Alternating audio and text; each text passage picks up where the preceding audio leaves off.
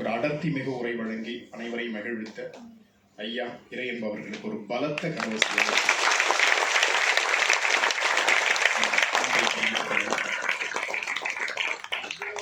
ஐயா அவர்களுக்கு நன்றி.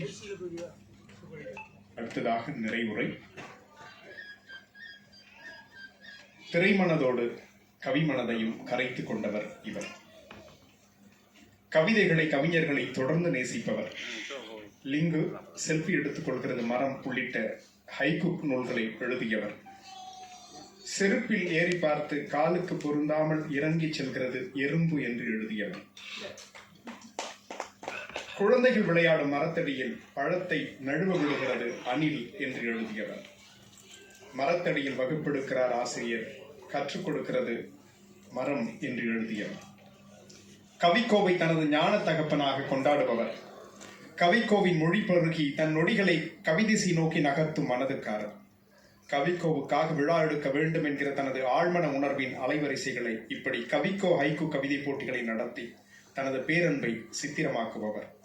இந்நிகழ்வின் முழுமை நம் அனைவரின் பெருமை.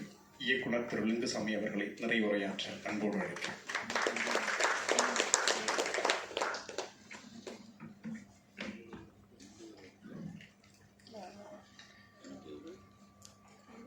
மிக ஒழுங்கான ஒரு பேச்சுக்கு பிறகு நான் வந்திருக்கேன். ஆனால் அவங்களே எடுத்து கொடுத்தாங்க. ஒழுங்கற்ற ஒழுங்கு கூட ஒரு ஒழுங்கு தான்.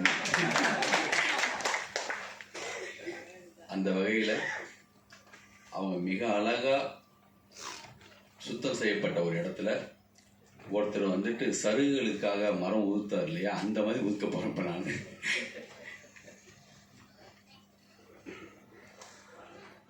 மிக அழகாக இந்த நிகழ்வு நடந்துட்டுருக்கு. ரொம்ப சந்தோஷம். இந்த விழாவில் வந்து பேசணும்னு சொன்னோடனே எங்களுக்கு ரொம்ப பிடிக்கும்.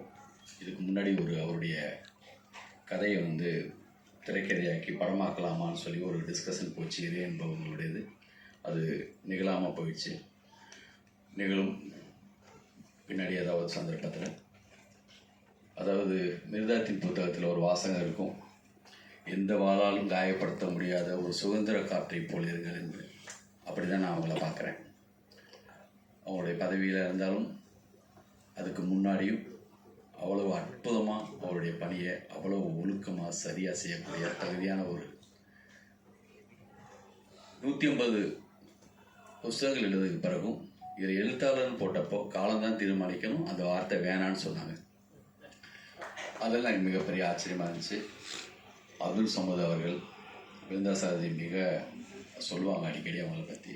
நானும் வந்து ஐயாவுடைய மேடையில் அவங்கள பார்த்துருக்கேன். மிக அற்புதமான உரை இன்னைக்கு நிகழ்த்தினது.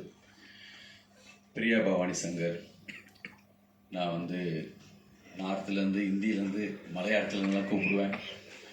நான் ரன் எடுத்தப்போ அவங்க இல்லை. ஆனால் என் படத்துடைய படத்துடைய ஹீரோயின் பேர் பிரியா. என்னுடைய படங்களில் பிரியாங்கிற பேர் இல்லாமல் என்னுடைய படத்தில் ஹீரோயின் பேர் இல்லாமல் இருக்காது. அவ்வளோ பிடிக்கும் எனக்கு அந்த பிரியாங்கிற பேர். கூடிய சீக்கிரம் உங்களுக்கு ஒரு ஹீரோயின்னா நீங்கள் சொன்னீங்க வந்து இந்த உலகம் வந்து எப்படி அவங்கள பார்க்குதுன்னு சொல்லி. நான் அவங்கள மேடையில் பார்த்துட்டு மிக இவ்வளவு தெளிவாக இவ்வளோ அறிவோடு இருக்காங்களே, கண்டிப்பாக அந்த நிகழ்வு இருக்குன்னு சொல்லி தான் கூப்பிட்டேன். கூடிய விரைவில் என்னுடைய அழைப்பு அடுத்த கைக்கு தொகுப்புகளில் அடுத்த படத்துக்கு கூட இருக்கலாம் நிச்சயமாக. தேர்வுக்குள்ள இடம்பெற்ற ரவி சுப்ரமணியம் சார் எனக்கு வந்து கும்பகோணத்துலேருந்து அப்போவே நாங்கள்லாம் கவிதைகள் எழுதிட்டு இருக்கும்போது தெரியும். இப்போ பாடினா அவருடைய பாட்டு அவர் பாடினார் இல்லையா, அது அவருடைய கவிதை தான். மிக அற்புதமான ஒரு கவிதை அது. மணி சண்முகம் அவர்கள், அவர் வந்து அவருக்கு அந்த போலீஸ்ன்னு சொன்ன உடனே ஒரு முகமடி மாதிரி ஒரு முகம் வந்து கொஞ்சம் கொஞ்சமாக வரும் ஒரு சிலருக்கு. ஆனால் இன்னைக்கும் அவர் ஒரு ஹைக்கு கவிஞர் தான்.